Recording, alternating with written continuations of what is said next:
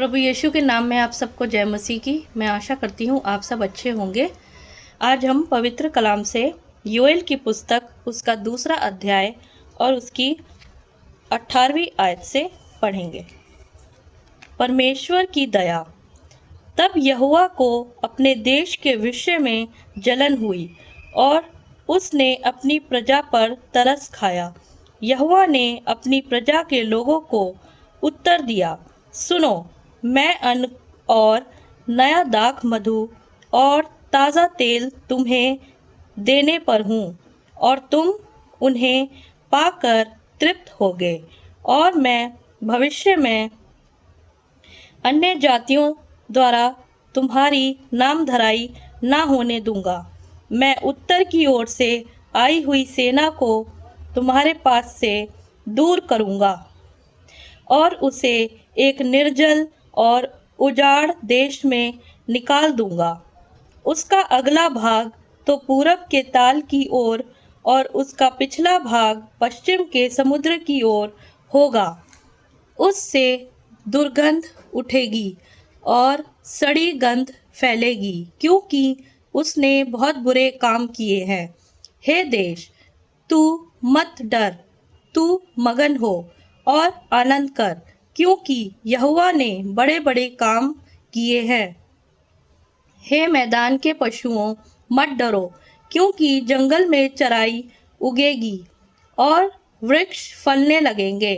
अंजीर का वृक्ष और दाखलता अपना अपना बल दिखाने लगेंगी।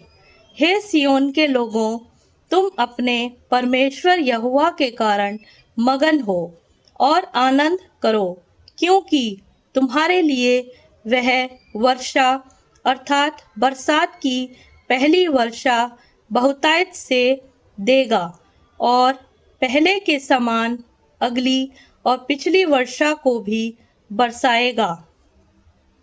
तब खलिहान अन्न से भर जाएंगे और रस कुंड नए दाख मधु और ताज़े तेल से उमड़ेंगे।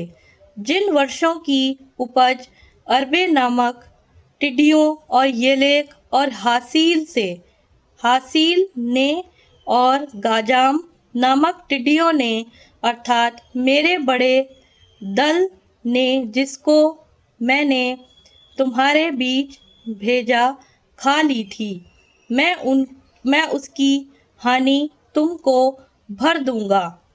तुम पेट भरकर खाओगे और तृप्त होगे और अपने परमेश्वर यहोवा के नाम की स्तुति करोगे, जिसने तुम्हारे लिए आश्चर्य के काम किए हैं। मेरी प्रजा की आशा फिर कभी ना टूटेगी। तब तुम जानोगे कि मैं इज़राइल के बीच में हूँ और मैं यहोवा तुम्हारा परमेश्वर हूँ और कोई दूसरा नहीं। मेरी प्रजा की आशा फिर कभी ना टूटेगी। उन बातों के बाद मैं सब प्राणियों पर अपना आत्मा उंडेलूँगा। तुम्हारे बेटे बेटियां भविष्यवाणी करेंगी और तुम्हारे पुरनिये स्वप्न देखेंगे और तुम्हारे जवान दर्शन देखेंगे। तुम्हारे दास और दासियों पर भी मैं उन दिनों में अपना आत्मा उंडेलूँगा। मैं आकाश में और पृथ्वी पर चमत्कार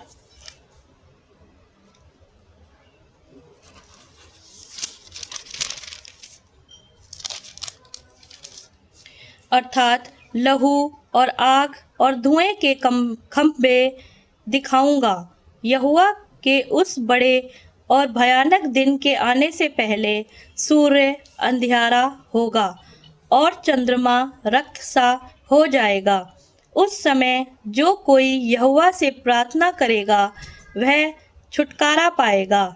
और यहोवा के वचन के अनुसार सिय्योन पर्वत पर और यरूशलेम में जिन बचे हुओं को यहोवा बुलाएगा, वे उद्धार पाएंगे। परमेश्वर अपने पढ़े और सुने जाने पर आशीष दे। आमीन।